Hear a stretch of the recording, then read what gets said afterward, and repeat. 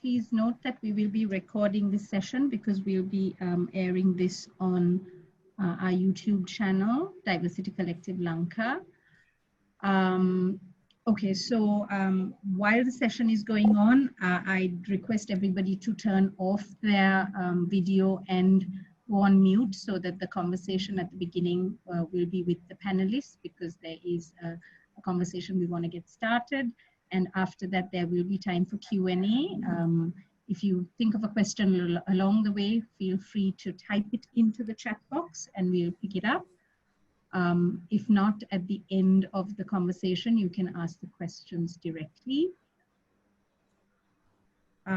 So to get started, just to make sure the right people are here and listening to the right conversation, this is about new ways of working, where we're going to try and answer the questions that was up on the poster about how COVID has changed the ways of working, what companies are looking for now, new ways that have been created. Has that created an advantage for women towards employment?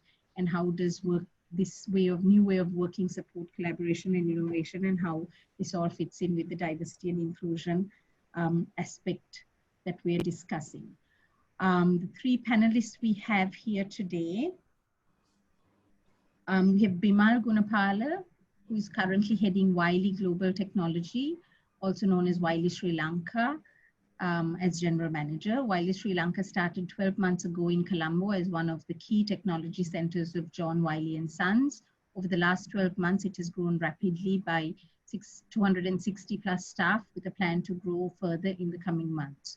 Soon it will become the largest technology center of John Wiley and Sons, driving product engineering and technology operations with local talent. Before Wiley, Bimal headed software engineering at Pearson Lanka and also headed exchange operations and technical support at Millennium IT, and has 25 years of experience in the software industry. Next, we have Yusra Aziz, who wants to make a difference in how women work in Sri Lanka. She has set up Podi Jobs, the first freelance platform in Sri Lanka that bridges the gap between employers and seekers. Podi Jobs works primarily with work-at-home moms, with the vision of empowering women in Sri Lanka by creating an independent workforce. Work, which is another initiative of hers, is an online community that she has designed to provide advice, resources, and opportunities to enable women to get to the next level. Next, we have Chinthi Weerasinghe, who is a career technologist who is a dynamic industry and consulting practice leader with an in-depth hands-on experience directing teams.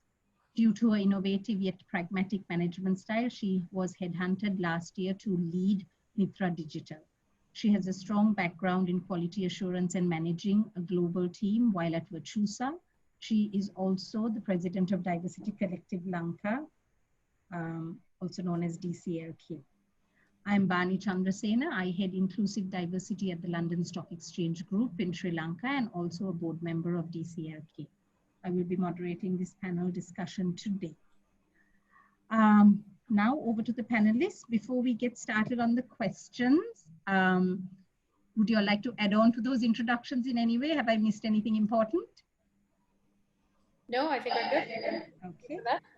Okay. Okay, so let me get started. Okay. Diversity and inclusion is a strategic objective in a lot of companies. Here's one statement from Apple: different together. At Apple, we are not all the same, and that's our greatest strength. We draw on the differences in who we are, what we've experienced, and how we think. Because to create products that serve everyone, we believe in including everyone. Similarly, at London Stock Exchange Group, we are committed to creating and maintaining a culture of inclusivity where every colleague is encouraged to excel and achieve their full potential. This is essential for us to discover, develop, and encourage the most talented and diverse workforce, ensuring our continued success. So similarly, like that, there are lots of companies that have the strategic objective of diversity and inclusion. Let me start off with starting with Bimal. Bimal, can you share the goals towards diversity and inclusion at Wiley and why you believe it is critical to your success? Yeah, Thanks, Bani, for the opportunity, and good evening, everybody, or good morning, or wherever you're connected from. So for Wiley, diversity, we call it diversity, equity, and inclusion, is a very big focus. We are committed to be a part of a global solution. It is kind of deep rooted in our company values, company culture, and especially globally when there's conversation around racial and gender injustice. It's leading us to seeing pressing needs in education, and we believe in that we have a big role to play in terms of more affordable access to education, learning beyond the classrooms, bridging skill gaps. These are things that we as a company focuses on. But we also, look within the company, and that's where I think it can draw parallels here. We have a number of initiatives that are going on the DE&I front. To start off, our CEO, the board, and the executive leadership team is fully committed to DE&I, and it has become an integral part of our talent acquisition and retention plans as well. We are tracking numbers, diversity numbers. We have this year, one of our key goals across every location of Wiley is a diversity goal. Other than that, we have many listening campaigns going on, so we are really focused on that. In terms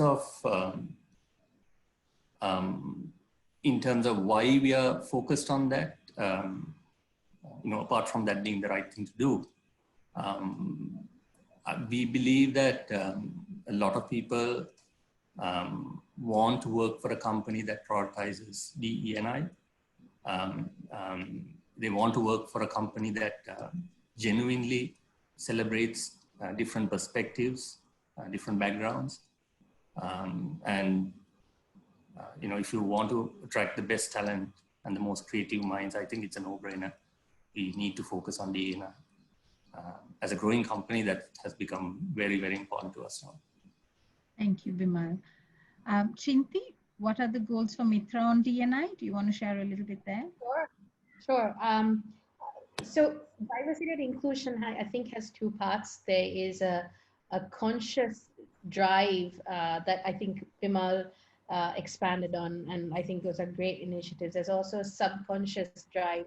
From a Mitra perspective, some of the subconscious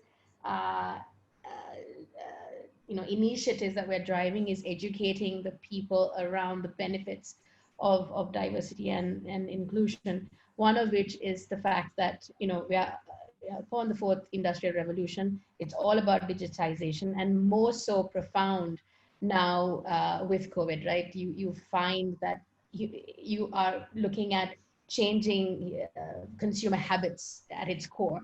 So in order for us to understand what those individuals are requiring, we need to have a really conscious effort and a diverse group of people to understand what that is.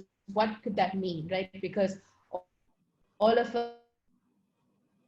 us perceive certain services in a certain way, right? You and I, as females, might want something delivered to us in a certain way, while a male might want something a little different. So one of it is to drive the benefits of that and help people understand. From some of the conscious decisions that we've made, apart from measuring and gathering metrics, we've decided as a management to get 30% of fluidity in our staff, which means that we will work with companies or organizations like Podi Jobs to get in more contractor staff. We also believe that post-COVID, it's a measure to de-risk it, but also we give opportunities to people who might be working from home, who might want some flexibility, who might not be able to take a permanent job. So that's a conscious effort. Second, I guess before that, the second most conscious effort is they've hired me as a CEO. It's a very bold statement to do that, and they've very, very consciously building in leadership. So we are about, I believe, 35 to 38% female. However, we have a drive to drive more women leaders into the organization. So and securing tech, architects, senior architects, principal architects in our organization, making sure that they have a diverse background as well. And diversity to us is not just gender, right? Obviously, it's a primary area of diversity. We also have a diversity in economic background. So one of the things that we did this year was we're working with one of the institutions here to actually pay for scholarships of students and bring them on as employees as well. So we pay for their education. They're with us for 5 years, so that and those students we tend to pick from rural areas. So it's different economic backgrounds as well. So so diversity from that perspective. And then there are the little things that we've done. As an example, when we do an effort estimate, we now call it people days versus man days, which has been systematically used. So it is, it's quite diverse, the initiatives that have to be run if you are, I think, serious about changing the culture, because it has to be a cultural thing. So those are the elements of change that we've driven. Bani, back to you. Thank you. Let me just dive into another aspect of, like Bimal and you both said, it's nice to do, but one of the thoughts that we even talk about at LSEG is collaboration and innovation is the goal for productivity in any company. How do you see diversity and inclusion connected to that strategy? Yusra, can I start with you on what your thoughts would be in terms of connecting the whole D&I with collaboration and productivity? Okay, so if you're looking at a freelancer perspective, and for me, when I started up, freelancers were scattered all over the place. They didn't have a uniform way of working, and it's very different. And now, 4 years later, we're seeing it change. And even post-COVID, we're seeing the types of freelancers and the types of opportunities they're looking for change as well. So I think. That the answer to your question is so vast, I don't know where to begin with.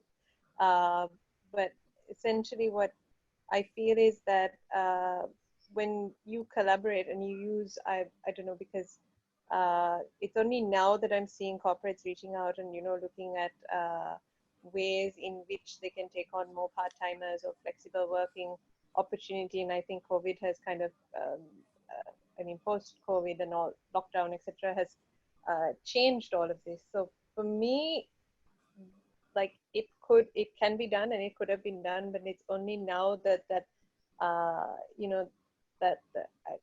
don't know the word for it. I think the where you see corporate and freelance workers kind of getting together or sort of coming together, it's only happening now. But I think more can be done if companies give in, to the flexible work options, or even look at outsourcing parts of their work. Sometimes it's easier said than done as well. And I just feel that it's constantly changing, and sometimes the needs of companies and the freelancers also change.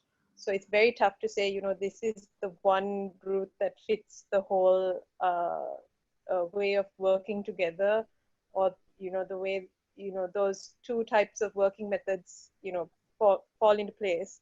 And it's no set method, and it keeps changing, because even for us and specifically we put in project managers, because we've moved from a more open platform to a closed platform now, just to manage the freelancers, because remember, these are people and they do have issues, and sometimes they have emergencies and they can't, finish up their work, etc. And then we need to replace resources. So it's a huge, I mean, that's what I said, it's easier said than done. It's a huge HR operation on the back end because we're managing so many issues. And then at the end of the day, we have to look at them as people and understand how that works and that fits. And we don't want a cricketer, you know, in a kitchen having to do a chef's work. And so even with the resources coming in, we have to ask them what is the type of work you're looking at. And sometimes they're qualified in one segment, but they want to switch into something else. I know Bimal and Chinthi are, from the tech sector, and yes, everything is going into tech, but then sometimes we have people from the tech sector who don't want to go back to tech, or they want to do some light work till they're ready to go back. That was my case as well, because I used to work in tech as well. And now I miss it. But I think it's a very vast answer, and it's hard to say this is a one fit or one path fits all. And it's constantly changing because the needs of companies are changing, and the needs of the freelancers and the way they work are changing. And also, I think it also depends on management. And I know Bimal and Chinthi are very open-minded, and they're looking for new ways to include diversity and have different work options. And I think the Sri Lankan culture is more, we want to see someone seated at a desk and working. But then companies also have to understand that there's, and this is part of the gig economy, which has been going on for so long. That there's still timesheets, there's screen sharing, there's all of those methods to kind of measure those metrics or whatever is necessary. But I don't think there's one answer to give you and say this is the holy grail or the Oh no, I agree. I totally agree. But I think what I'm hearing you say, Yusra, is it is evolving, and there's a maturity curve also that you have seen and had to deal with. If I may push it on to the two corporates who are kind of managing the existing more traditional model and now looking at all of this. How do you see D&I and innovation and collaboration kind of connecting? Where do you see the links? Can I start with Chinthi? Sure. So I kind of touched upon it briefly before as well. So digitization, if you think about technology and its evolution, right? Technology several years ago was used to actually bring operational efficiency to organizations. So they were very back-end oriented, making sure, a billing process happened well, or a financial system or your ERP was working well. It was very, very operational, back-end focused. Today, digitization is all about the customer touch points, right? And actually acquiring and transacting and engaging with somebody's customers. And in order for you to really understand how to drive, and it's all of the competition is about driving an experience for these customers, right? So, and in order for us who build applications to support these customers, we need to understand what those experiences or expectations of experiences are. And in order for us to truly understand, it can't be our opinion of that experience. We really need to get a diverse opinion of what should this app look like? What should this mobile app look like? How many clicks? Do I feel this is a good experience? Does Bimal feel this is a good experience? So that diverse opinion is absolutely required. It's also very essential for creativity. You're no longer, if you think about earlier, the operational efficiencies that you drove, we didn't have to be creative for those, right? You just had to be efficient. You just had to save companies money. Now it's a lot more than that. And the expectations are a lot more than that. So, and wherever there is creativity required, I think diversity plays a big part in that. Bimal, what are your thoughts?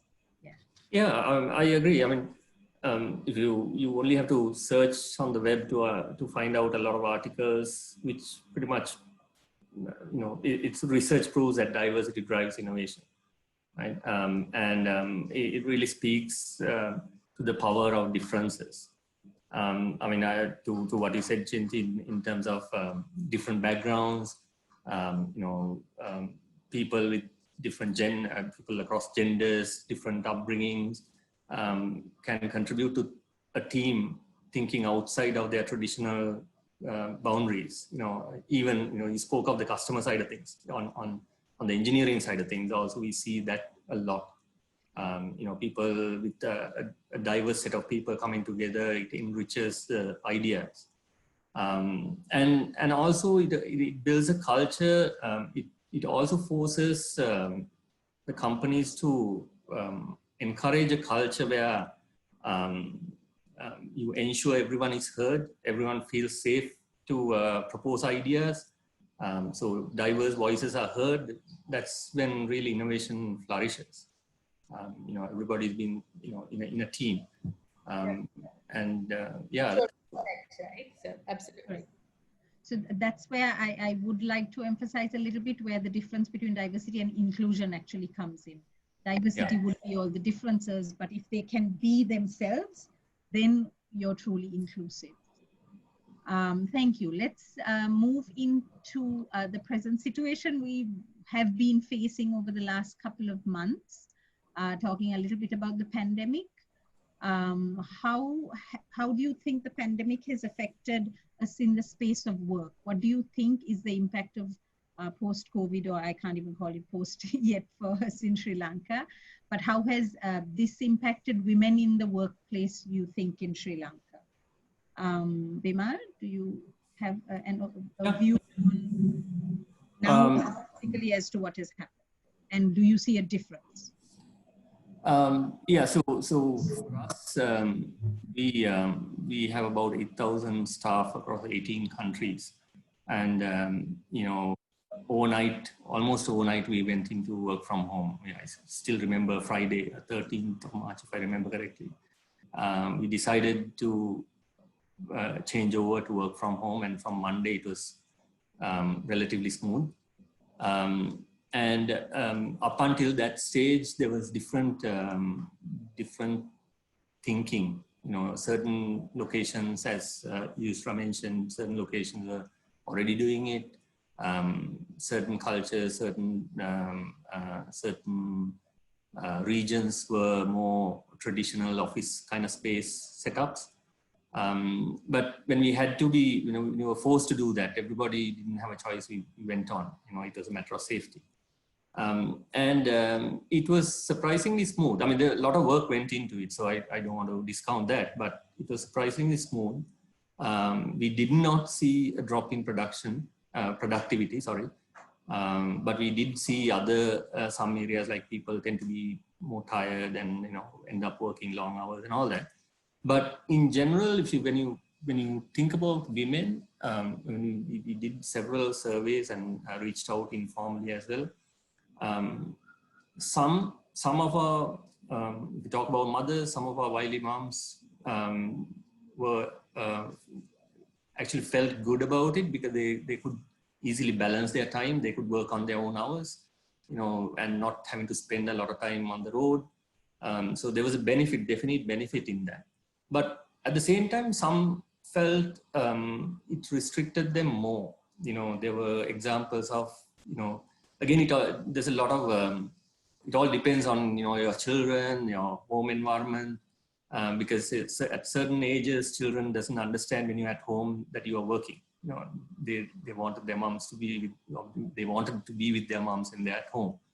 And our traditional culture also plays a part in that, where, mom is the traditional person who traditionally is a caretaker at home, who's looking after people when they're sick and all that, right? So I think that there's a little bit of that. So there's good and the bad, and I think every single employee will have to figure out what works for them best. And as employers, our responsibility would be to really enable that going forward. I think we will definitely go into some kind of a mix of the two, and let the employees to a great extent choose within certain guidelines. I think it'll be a good outcome at the end of the day. Thank you. Yusra, with your workforce, and you would have access to a lot of women who were anyway working from home, what kind of impact did COVID have in their lifestyles, their work, etc.? There was well, there was a positive impact, and then you had the negative impact as well. We had a spike in looking for jobs as well because many had lost theirs, being women, and I think doing lesser important work. I would say, because that's how companies looked at it when they were laid off. We had a lot of women who had gotten laid off, and then also we had a lot of them who had to leave because juggling the home front and the children or the elderly at home was difficult for them. So there was two sides of the coin. Some of them refused the work at that point, and then some of them really needed work. For me, because of these two extremes, we had to look at also, not a lot of companies were doing work, when it happened, and that was a bit of a issue because, they went, if you look at most of the work that we do, Chinthi spoke about digitalization, and really the segment that we touch on is we do a lot of social media work. So businesses weren't really using social media for business at that point because they couldn't get goods across. They weren't getting passes to send out their goods. So in turn, we had a ripple effect of less work coming in. But then, those who were doing graphics and sort of that, the work that was there continued. So it was vast. It's also been a learning curve for me. And like I said, post-COVID, there's been so many changes. We've had, others looking for full-time options from home, which has not really happened at all. And this is something completely new and a new phase I think we're moving into. Because now most of the employees were working from home and they've got that whole flexibility or taste of it. Some of them did struggle because for them it was not easy to balance the family.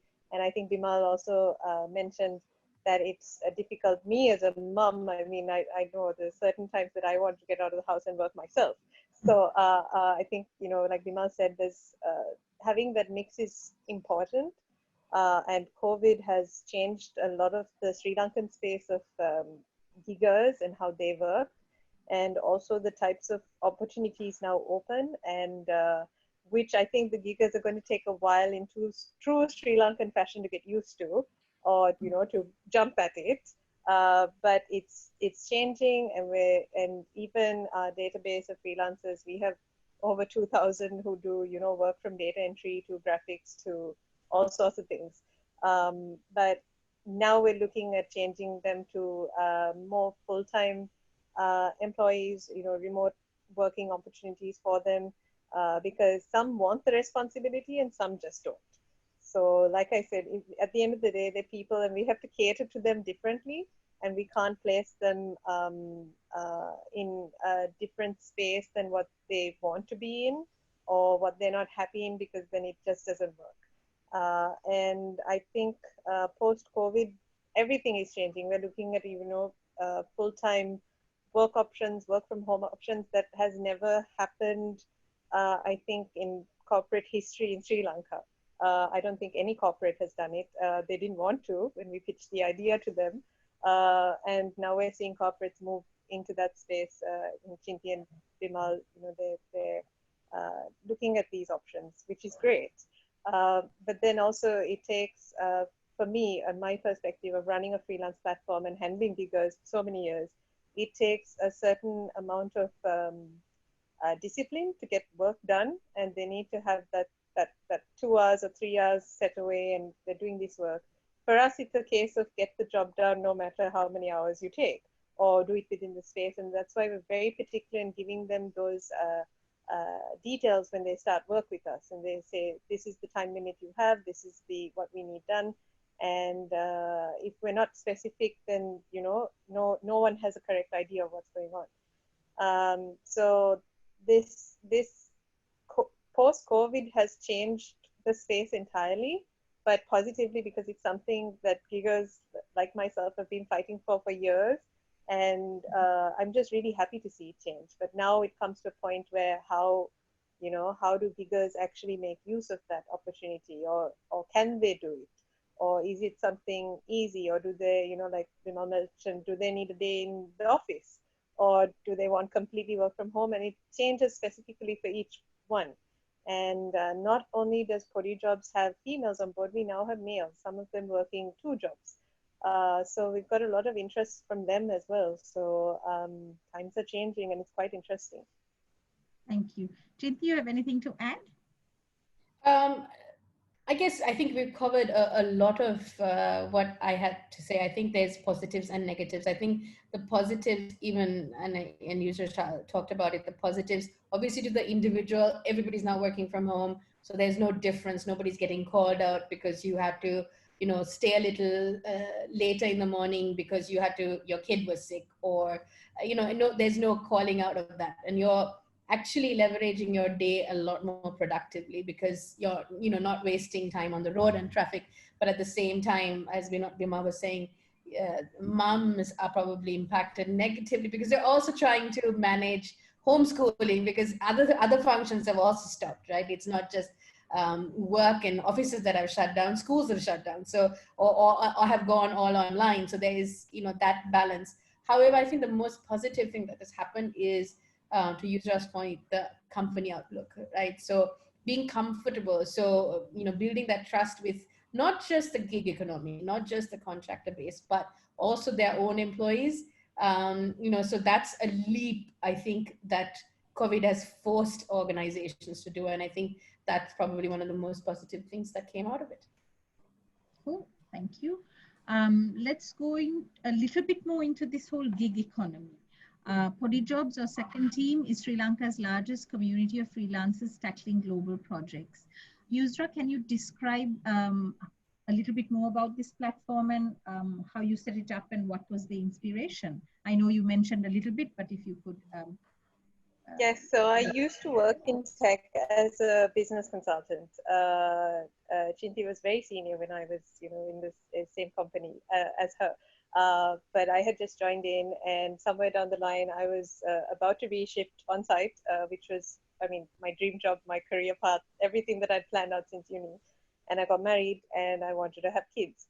And then, reality struck, and I thought, oh my gosh, if I do this, I won't be able to manage children. And I, being the workaholic that I am, and knowing my timings, I knew that I would probably, never, be around at home when I wanted to be hands-on mom.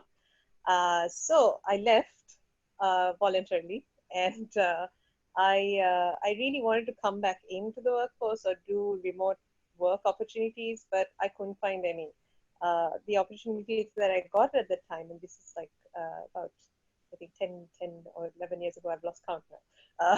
So the opportunities at that time wanted me to come in like, once a week or twice a week or thrice a week. And I said, no, I wanted a full-time, but, less commitment sort of job so that I can manage my home front and also do some work as a BA. And I couldn't find any that fit that requirement, and no one was willing to do it. And I met lots of other mums during that time who had, they were lawyers, they were marketers, managers, and they had all just quit. I know it sounds crazy, but then I think that's also a time in your life when you take that decision, and you always say, okay, I'll come back. And I thought, this is crazy, because I went online and I found BA opportunities, and I got to work on like cool little startups for, in the global space.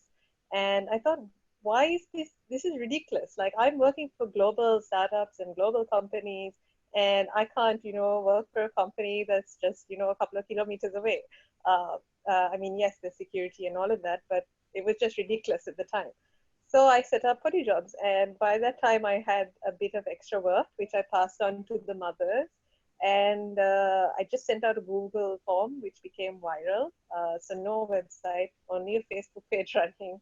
And next minute I knew like I had a database of people going, we want work, and in different spaces as well. So it's been quite a journey. It's 4 years now. There was no other space. There was no recognition of giggers at that point. We still don't get EPF, ETF, none of those benefits. And literally it's just, you take home what you work with for that month. So I've learned that it's not just about the job now, that yes, sometimes it is. I mean, we moms need a break. We want to, use whatever knowledge we got and had and come back or contribute to the economy and feel important. But sometimes it's just tough because family comes first. I think post-COVID, literally everyone, males and females in Sri Lanka went through this thought process. So that was something really cool and interesting, because I don't think a lot of the males experience this, and they've been asking their wives, how do you all do this? Because I'm trying to work from home and it's, not easy. And for us, the mums who have been working, we would just laugh and said, you guys can't work from home, we do it every day, because they're stay-at-home mums and work-at-home mums. So I think they have it the hardest. But essentially, my whole journey has taught me that giggers have different needs, and you might see this in certain research papers. We have been cited here and there, and in different places as well, because we have giggers in the north, we have them in the east, some down in Gaul, and they do different types of work, but sometimes their requirements are completely different. Like you would get someone all the way in Anuradhapura who just wants to be paid in dollars. He doesn't want a full-time commitment. He just wants a dollar-paying job. And that's good enough for him. He'll earn a couple of dollars a day and he's set.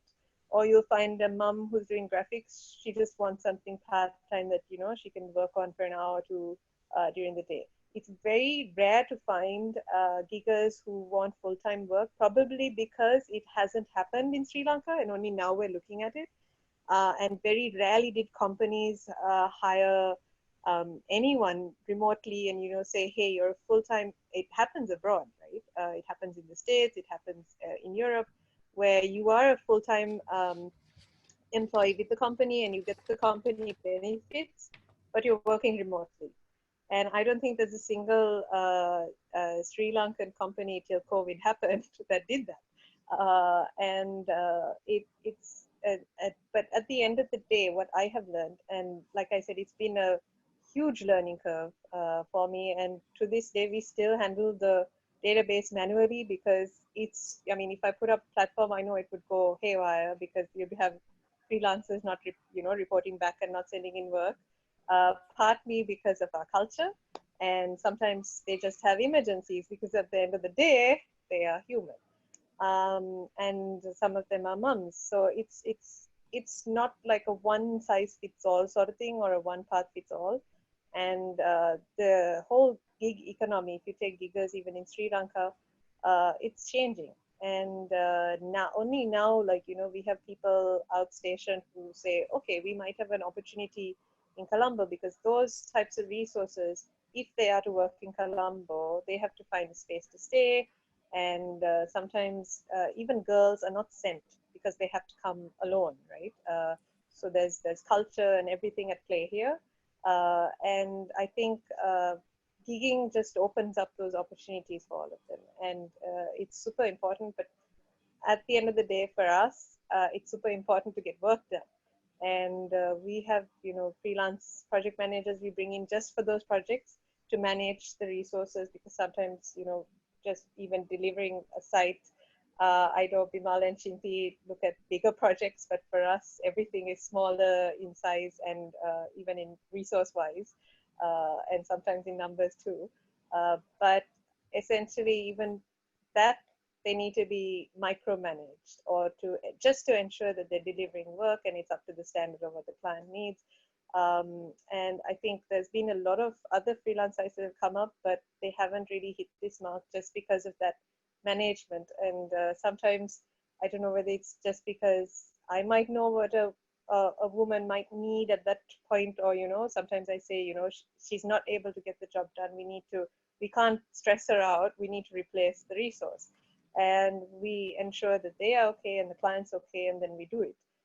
So bringing in those little changes help that process and help that the sort of journey. And if you look at Sri Lanka, we have a very aged population. So we're looking at a lot of mums who are, or even ladies who are part of that, caretaking and all of that. So there's no one size fits all for giggers, and post-COVID, it has just changed entirely. And we're looking at a completely different space. So let me put that question back to Chinthi and Bimal. In your companies, the concept of contract work, going into this gig economy, parceling work out instead of a whole project, is that something that you all have thought of? Would it work? Why are you all in that space right now? Could you all talk a little bit about that? Sure. Maybe I can get started, Bimal, and you can add on. I hope you guys can hear me okay, because I had some connectivity issues. Yeah, we lost you, but you're back. Okay, all right. Yeah, we're definitely driving that, Bani, and part of it is to, like I was saying, a conscious decision to get 30% of our staff, upwards to about 30% of our staff to have flexibility. And that's basically a call for the gig economy, right? So we understand that, there is risk that we're taking on as a business post-COVID. To mitigate that risk, I think it's a win-win to actually say, let's make 30% of our staff, and staff them from the gig economy. Now, a couple of things that we are challenged with, I guess, from a corporate side, is, a lot of these individuals are still looking for permanent employments, right? So we say we're out to get contractor staff, but everybody comes in and says, can I get permanent employment? So there is still a stigma, I think, in Sri Lanka, both from the individual's perspective as well as the corporate's perspective, I guess, of doing this. And Yusra, you touched upon it. I have friends in the UK that for the past 10, 15 years, they've been contractors and they love it. They take the summer off, they go back to work when they need to, and they want to visit Sri Lanka, they take that month off. It's brilliant. And, it's become part and parcel of their life, and the organizations that they work for, accept it, and it's done. I think one of the things, if I could speak to a gigger, I guess it would be really focus on the outcome of what that organization is looking for. And as a means of that, build your personal brand, because a lot of us tend to attach, in Sri Lanka in particular, attach yourself to the corporate brand, right? So I was with a certain company, I was with this company, and therefore, trust me, right? So I think we've got to break that apart a little bit, and I think build one's personal brand, and I think that can drive. So we can keep looking back at bringing those individuals back, and we have a few of them right now in our staff that we keep bringing back, because his brand, his personal brand, is really good, and he or she strives to achieve that outcome that we're looking for, right? And commits to that outcome. So I think those are the little things that, and it's got to be baby steps, right? So we can't go from where we were to what the Western world is in accepting the gig economy. But I think both sides of the fence needs to change their perspective, I think. Bimal? Yeah. Yes, I agree on both sides. I mean, one of the things, I guess, historically, contractors or more freelancers have not had a great track record, at least in the companies I've worked in before, because there's a feeling of carefree, not committing to dates, that kind of thinking. And I know this is not fair to say it in this way, but there's a little bit of that, and that could be because of one or two people that that thinking has gone into corporates. So I think in that sense, Yusra, you attaching a project management aspect to it, and taking Podi jobs, taking some kind of ownership of this, I think is one big gap that historically corporates might have seen as a risk in going to freelancers. And the other part of it is also something that Chinthi pointed out. We've had situations where people, again in previous companies, because here we didn't yet start recruiting contractors, where when you're looking for contractors, people always look to, or potential employees look for permanent positions. And when you ask why, it's not so much the job security, but also things around them, the environment. Like even if you go for a bank loan, people, sometimes are reluctant to give it to contractors. So the systems also are not really geared for that in Sri Lanka. But having said that, I think it's coming around. Personally, talking about Wiley, we've just started, so just a little over a year. We haven't really looked at contracting or freelance stuff, because the whole drive to come to Sri Lanka was also to secure full-time engineers, Wiley engineers. But I think with the experience we've seen during COVID, I think we are changing as a company. We are changing quite a lot globally. We are looking at formalizing work from home across every location. So I think we are re-looking at everything what we thought was, limitations maybe at some point. So it's a little too early for us to commit to something right now, but we will certainly keep our options open and look at these options as well. Thank you. I thought we'll do a poll now just to engage the audience and get a view from our listeners. Sachira, would you like to put the poll on the working options that we have? So it's a poll that's coming out for you all to fill in. Let me just read it out. If the following options are offered to you as part of employment, which option would you prefer? Full-time work, but working from office only, part-time work options, flexible working hours for full-time work, options to work from home once a week. Would like to hear from you guys as to what options would work for you.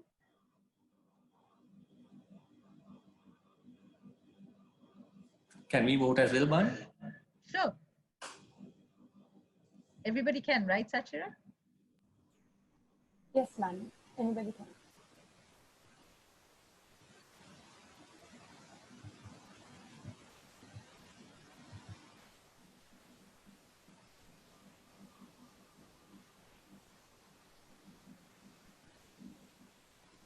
Do we have the result?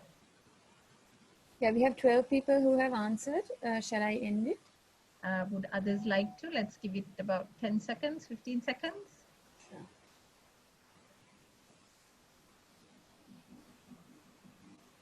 Yeah, let's just look at the results. I'm curious.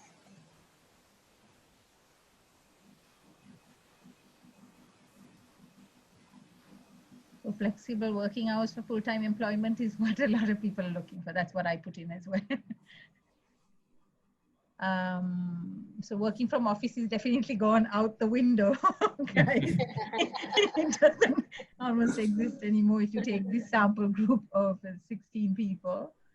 Part-time work is not that popular. It is full-time work, but the flexibility of hours as well as where you work from. Thank you. This kind of wraps up the general questions that I had in mind. Before I go into closing statements from the panelists, does anybody have any questions that you all would like to pose to the panel?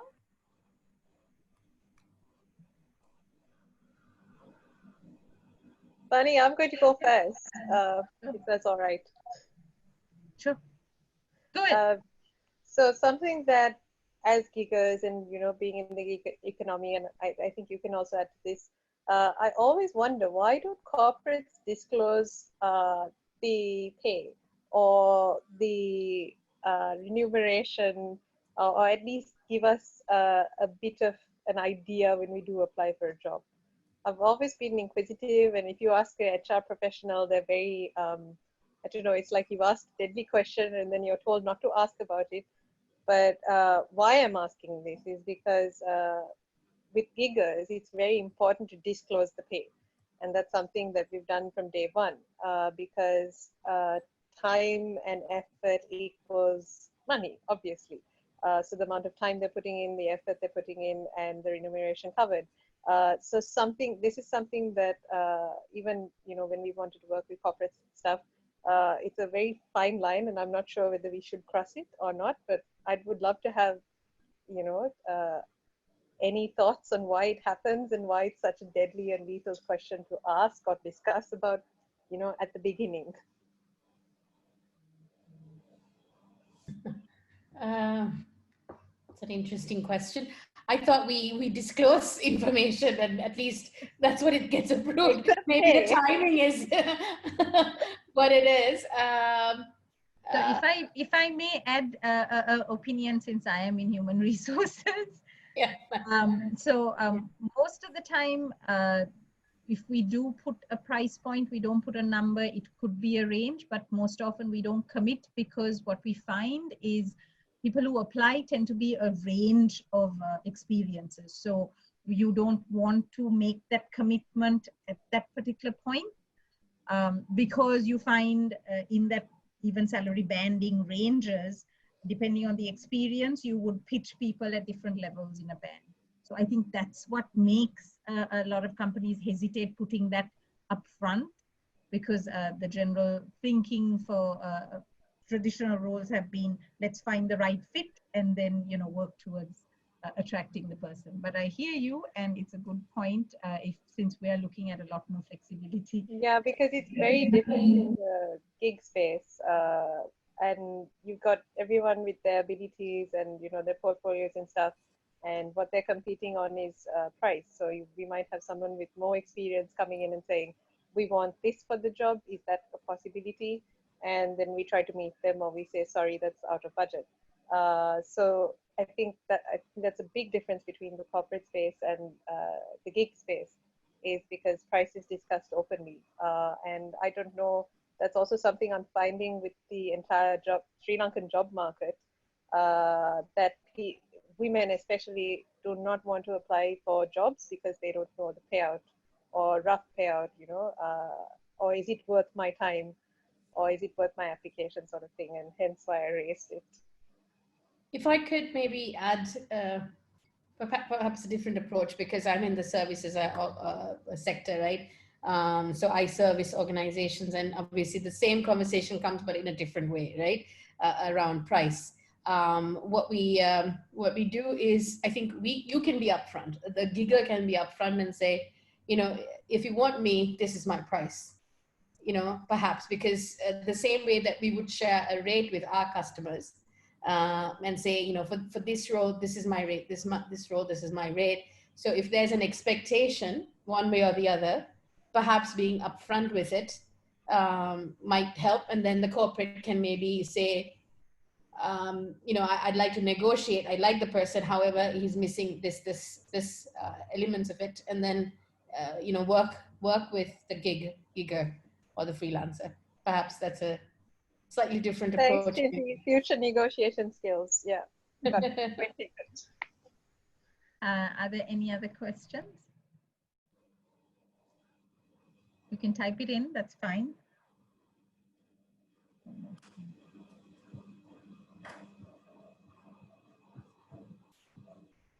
Okay, since we have only 5 minutes left, can I ask each of you all to share with us some closing statements, maybe a minute each? Gentlemen first, Bimal. A little different in this world. Thank you very much.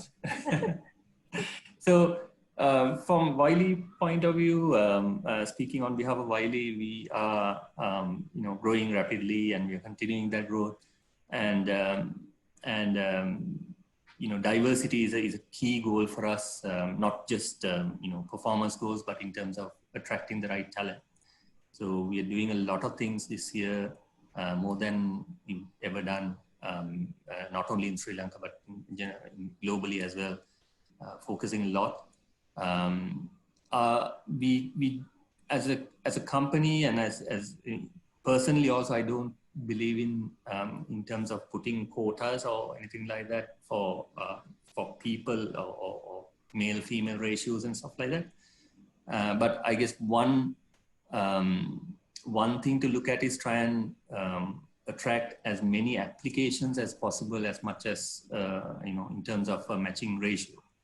So then we figure out who has the right skill and who's right for the job we will recruit. So that's the approach we are taking. But we will certainly do a lot of things to make sure that we provide facilities or ability for diverse groups to be able to apply for jobs and get selected. Flexible work environments. We've gone ahead and done 4 weeks of paternity leave, for example, right throughout across the company. So there's a lot of things that are happening to enable different diverse groups to be able to take up jobs. So we hope to continue that.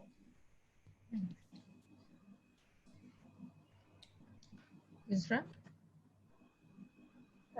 I think post-COVID, I thought I'd pack up the platform and leave, but then everybody started working from home. So I think there's going to be a lot of changes, and now we're looking at changing the database to accommodate full-time employees or those who have thoughts about it. So that's a big step and a big change, because there's many who have been sitting on the outskirts of Colombo outstation, not having that chance to work with bigger companies, and they don't know how to. So we're just reaching out to them now. So it's just exciting times. And then we're looking at, I think post-COVID, Chinthi spoke about digitalization, and we're looking at a lot of businesses changing their processes and the way they run. And we work with smaller, medium businesses, and a lot of them are changing. So we have different opportunities, we have more roles, they're thinking out of the box, they're doing stuff, they haven't done. So, servicing those requirements is exciting, using our gigas. And I just see a vast range of opportunity, but obviously we have to get it right in terms of resources and how they fit. Are they the right fit? Will this work? And I know from experience that it's not going to be a yes, immediate yes. It's going to take time. We'll have to tweak the process. We'll have to, I don't know, bring in different things to measure them, or we might not have figures in the end or jobs if we don't do it right. But I see a big change, and it's very nice to see the corporate space now embracing giggers or contractors or even part-time work opportunities, which was non-existent prior to this. And we literally had to fight for those opportunities, or even current employees were leaving had to fight for those opportunities. Some of them were given. Some corporates did have the space, but there's always that return back to work and do some hours at work. So I think the future is exciting and it's changing, but obviously we have to get it right. So it's not going to be easy. Thank you. Chinthi? Sure. See, I think the pandemic caught us all off guard, right? And the humanitarian impact of it is vast, and it's challenging, right? However, I think there was a lot of things, changes of behavior to us humans in general, right? So, I mean, if you think about, I started a garden outside, right? So, and I wanted to get healthy, and I wanted to, it really forced us to change behaviors. And at Mitra, we built 3 products because we knew that it had to change. We had to change business strategies to be able to survive the pandemic, not because we had a group of people that were sick, but because it also impacted economies and it impacted business. It's also now, in a very positive way, to Yusra's point, changing who we employ, and I think, and how we would, what markets we would go out to pick individuals from. So I think, we've got to see every opportunity, not just this glass half full versus half empty. And I think take it in strides, take the positives, move forward from the challenges. I think that's the only way, as you know, I think as a collective group of Sri Lankans, of humans, that we can survive anything from that matter. Thank you. Let me just take 1 minute to explain Diversity Collective Lanka before we close. So Diversity Collective Lanka is a group of passionate people who've come together with the one common cause of empowering women linked to the tech space. When I say that, it's not just limited to tech jobs, but using tech as an enabler. We try to touch on almost all the aspects you guys all spoke about in terms of education, from primary all the way to secondary education and then tertiary. We're also working with entrepreneurship. We are working with the corporates to try and bring in the whole diversity and inclusion conversation. So it's about a year and a half old. So it's a young association. We have about 50 to 60 members right now, and we are just moving into the what I call the corporate membership space. So it's not just individual members that we are looking for, but we are also offering a range of benefits and value additions for corporates who want support in the whole journey on diversity and inclusion. So that's Diversity Collective Lanka in a nutshell. Before we close, I'd love to thank the panel for an interesting conversation, very different perspectives. Thank you so much, Bimal, Yusra, Chinthi. And if there are no more questions, I think we'll call it a wrap. And on time too. Thank you, guys. Thank you for having me. Thank you so much.